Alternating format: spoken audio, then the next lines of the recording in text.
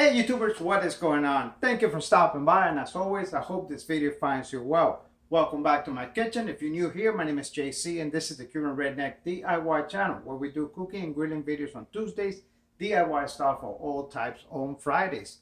Today I want to share with you a dish that I have been consuming quite frequent, and it has a lot to do with my weight loss. A lot of people have noticed that I've dropped a lot of weight since the beginning of the year, about 28 pounds or so. The issue is that I am not really dieting. I'm not really checking calories or any other nonsense. I am though up or maintaining my protein intake quite a bit high in the 70-80 gram range, which for 150 is pretty high. Anyway, so I wanted to share with you a dish that had to do with something that happened this weekend. We had some people stop by, and I was fixing some drinks in the blender. One of the guys come by and asked me for a Ziploc bag. I reached to the cover and for the Ziplocs, and he freaked out over my stock of Ramens. He was saying that stuff has MSG and it causes cancer and it has sodium and blah, blah, blah, blah, blah. Well, no, and no. As always, there's a way of preparing things and there's a way of preparing other things.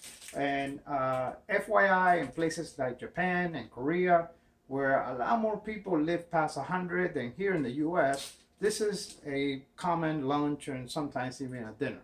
So I wanted to share with you how I do make this, and this checks a lot of boxes because people keep asking me to make quick, simple, 5-minute meals and simple videos, and this is all of that. This is 5 minutes. You can do it on a Wednesday, anytime in the midweek you don't feel like cooking or you don't have the time for it. So check this out.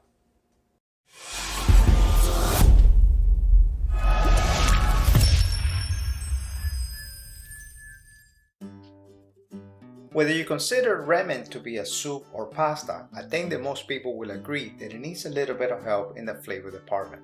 We're going to start with the 50-50 mixture of chicken broth and water. You'll need about 2 cups per pack. And yes, you can use 100% broth, but I want the other ingredients to also have a say. By other ingredients, I'm talking about some mushrooms. I'm also going to be adding some bell peppers and onions. The mixture ratio is really up to you. Sometimes I just make it with onions, pretty much like an onion soup, but as I said, this is pretty much up to you. Next, we're going to need to work on our protein. For this recipe, I am using chicken. I am seasoning these fillets with my own blend of taco seasoning. You can buy this at a local grocery store if you don't feel like making it, but note that this is nothing more than an adobo mix with added paprika and chili powder. Then we're going to work on a glaze for the chicken, which is nothing more than equal parts ketchup and agave, or honey. I'm also adding some ginger to taste, about a tablespoon of soy sauce, and if you like it spicy, I also recommend a little bit of chili powder just to keep up with the Thai taste profile. I almost forget something very important, and that is 1 tablespoon of white vinegar. With all of the prep work out of the way, we can start cooking. For this ramen recipe, I'm going to use a saucepan and a skillet, since we're going to cook both the ramen and the chicken almost at the same time. I'm starting by sauteing the mushrooms, the pepper and onions until tender. How tender? That's really up to you. I like them to have a little bit of a texture, a little bit of a bite, but then again, that's up to you. As the onion and the mushroom starts to get soft, we're going to season it with a little bit of salt and pepper. And about a minute or so after, we're going to add a tablespoon of tomato paste. I am using sun-dried tomato pesto, which is my favorite substitute for tomato paste. I'm also adding about a tablespoon of minced garlic. Cook that for a minute or so. Turn the heat to medium-high and add the broth. You need to keep an eye on the broth, and as it gets ready to boil, that is our green light to get started with the chicken. The chicken fillets I'm using are rather thin, so they should be done in about 3 to 4 minutes per side.